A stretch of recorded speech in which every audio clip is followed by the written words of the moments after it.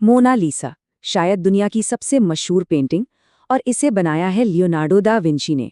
एक ऐसा नाम जो अपने आप में ही कला और जीनियस का दूसरा नाम है। लेकिन इस जानी पहचानी मुस्कान और इन शांत सी आंखों के पीछे कला से कहीं ज्यादा कुछ छिपा है। असल में ये विज्ञान की एक जबरदस्त कहानी है। लेकिन यहाँ एक सवाल खड़ा होता है, क्या ये शोहरत वाकई इस पेंटिंग की वजह से है या ये सब बस एक हाइप है? मतलब क्या ये पेंटिंग सच में इतनी खास है या हम सब बस इसलिए ऐसा मानते हैं क्योंकि भाई हमेशा से यही सुनते आए हैं? और देखिए, एक हैरान करने वाली बात बताता हूँ। लूव्र म्यूजियम में जहाँ ये पेंटिंग लगी है, ज्यादातर लोग इसे देखने में औसतन सिर्फ 15 सेकंड लगाते हैं। मतलब ज्यादातर लोगों का ध्यान एक अच्छी सी फोटो लेने पर होता है, पेंटिंग को असल में देखने पर नहीं। तो चलिए आज इसी रहस्य से पर्दा उठाते हैं। ठीक है, तो अब जरा गहराई में उतरते हैं। आज हमारे पास ऐसे साइंटिफिक टूल्स हैं जो समय और वार्निश की परतों के आर पार देख सकते हैं, और ये हमें दिखाते हैं कि लियोनार्डो असल में काम कैसे करते थे और उनका तरीका बाकी किसी भी आर्टिस्ट से बिल्कुल बिल्कुल अलग था। देखिए, उस जमाने में ज्यादातर आर्टिस्ट एक स्टैंडर्ड तरीका अपनाते थे। वो एक लकड़ी के तख्ते पर गेस्सो का एक सफेद कोट लगाते थे ताकि लाइट रिफ्लेक्ट हो। फिर उसके ऊपर ऑयल पेंट की परतें चढ़ाते थे और आखिर में वार्निश से उसे सील कर देते थे। एकदम सीधा साधा प्रोसेस। लेकिन जब हम लियोनार्डो की तुलना उनके समय के दूसरे आर्टिस्ट जैसे रफेल से करते हैं तो कुछ बहुत ही दिलचस्प सामने आता है। रफेल की पेंटिंग के एक्सरे में साफ आउटलाइन दिखती हैं। उन्होंने पहले ड्रॉ किया और फिर उसमें रंग भर दिया, सिंपल। पर लियोनार्डो की पेंटिंग का एक्सरे, वो एक धुंधली किसी भूत जैसी इमेज दिखाता है। कोई शार्प लाइन नहीं। ऐसा लगता है जैसे ये पेंटिंग कैनवस पर ही धीरे धीरे बनी और विकसित हुई। लूव्र के क्यूरेटर विंसेंट डेल्यूवेन के मुताबिक यही बात लियोनार्डो को अपने समय के दूसरे कलाकारों से एकदम अलग बनाती है। उस दौर में आर्टिस्ट से उम्मीद की जाती थी कि वो जल्दी और बिना गलती के काम पूरा करें। लेकिन लियोनार्डो, उन्होंने खुद को एक्सपेरिमेंट करने, बदलाव करने और अपनी कला को कैनवस पर ही इवॉल्व होने देने की पूरी आज़ादी दी। तो सवाल ये है कि लियोनार्डो ने ऐसा किया क्यों? इसका जवाब उनकी कला में नहीं बल्कि साइंस के लिए उनके जुनून में छिपा है। लियोनार्डो के लिए कला और विज्ञान ये दो अलग अलग चीजें थी ही नहीं। वो जिसे पेंटिंग का विज्ञान कहते थे, वो असल में हर चीज को समझने की उनकी गहरी इच्छा का नतीजा था। जरा इस बारे में सोचिए। ऐसा माना जाता है कि लियोनार्डो ने ह्यूमन एनाटॉमी को समझने के लिए लगभग 30 इंसानी शरीरों को डाइसेक्ट किया था। ये एक बेहद मुश्किल और सच कहूं तो काफी घिनौना काम रहा होगा, खासकर उस जमाने में जब बॉडीज को प्रिजर्व करने की कोई मॉडर्न तकनीक भी नहीं थी। लेकिन उन्हें तो बस एक ही जुनून था, ये जानना कि आखिर त्वचा के नीचे क्या है। और ये सिर्फ एनाटॉमी तक ही सीमित नहीं था।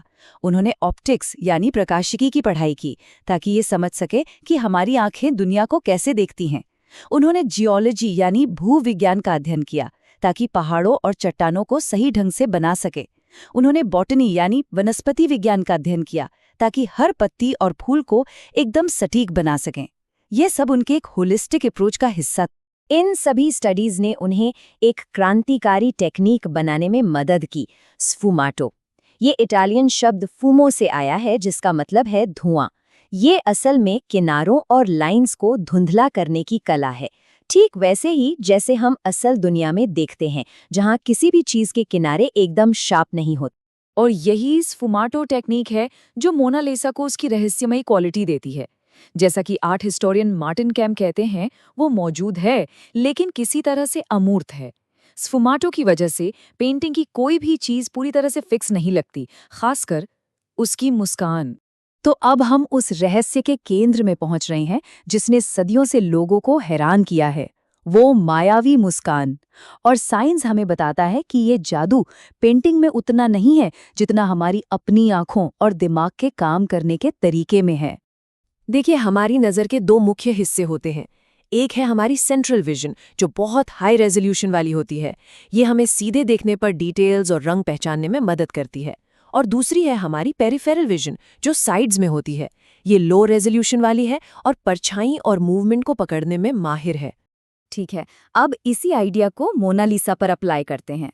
जब हम पेंटिंग में उसकी आंखों पर फोकस करते हैं तो उसका मुंह हमारी पेरिफेरल विजन में आ जाता है और हमारी ये लो रेजोल्यूशन वाली पेरिफेरल विजन होठों के कोनों पर स्फुमाटो से बनी हल्की परछाइयों को पकड़ती है और हमारा दिमाग उसे एक मुस्कान समझ लेता है। लेकिन जिस पल हम सीधे उसके मुंह को देखने की कोशिश करते हैं और बस मुस्कान गायब हो जाती है। अब सवाल है क्यों? ऐसा इसलिए होता है क्योंकि हमारी जो हाई रेजोल्यूशन वाली सेंट्रल विजन है ना, वो उन शार्प लाइंस और डिटेल्स को ढूंढती है जिनसे एक मुस्कान बनती है। लेकिन लियोनार्डो ने जानबूझकर स्फुमाटो टेक्निक से उन सभी लाइंस को धुंधला कर दिया था। मतलब वो डिटेल्स वहां हैं ही नहीं जिन्हें हमारी आंखें ढूंढ रही हैं। न्यूरोफिजियोलॉजिस्ट मार्गरेट लिविंगस्टोन इसे बहुत खूबसूरती से समझाती हैं। वो कहती हैं, वह जीवित लगती है क्योंकि हम कहाँ देख रहे हैं इस पर निर्भर करते हुए वह अलग दिखती है। ये कोई एक्सीडेंट नहीं है, ये ह्यूमन विजन के बारे में लियोनार्डो की गहरी समझ का नतीजा है, जिसे उन्होंने एक इंटरैक्टिव एक्सपीरियंस बनाने के लिए इस्तेमाल की। तो आखिर में मोनालिसा सिर्फ एक पेंटिंग नहीं है, ये एक थीसिस का सबूत है। ये लियोनार्डो के उस यकीन का सबसे बड़ा सबूत है कि कला और विज्ञान को अलग नहीं किया जा सकता, बल्कि वो एक दूसरे को और बेहतर बनाते हैं।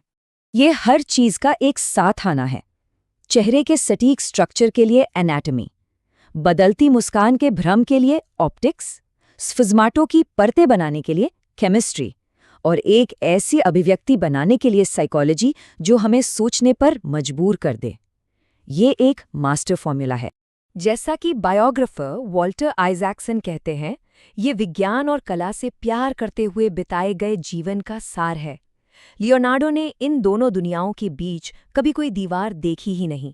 उनके लिए कुदरत की खूबसूरती को समझना और फिर उसे कला में उतारना एक ही प्रोसेस था।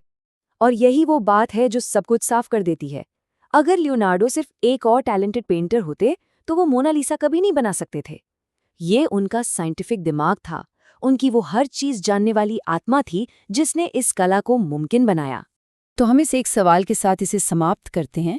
जब हम कला और विज्ञान को अलग अलग खानों में बांटना बंद कर देते हैं तो क्या मुमकिन हो सकता है? लियोनार्डो की विरासत हमें यही दिखाती है कि जब ये दोनों दुनियाएं मिलती हैं तो वो कुछ ऐसा बना सकती हैं जो वक्त से परे हो, जो हमें 500 साल बाद भी अपनी तरफ खींचता है और हैरान करता रहता है।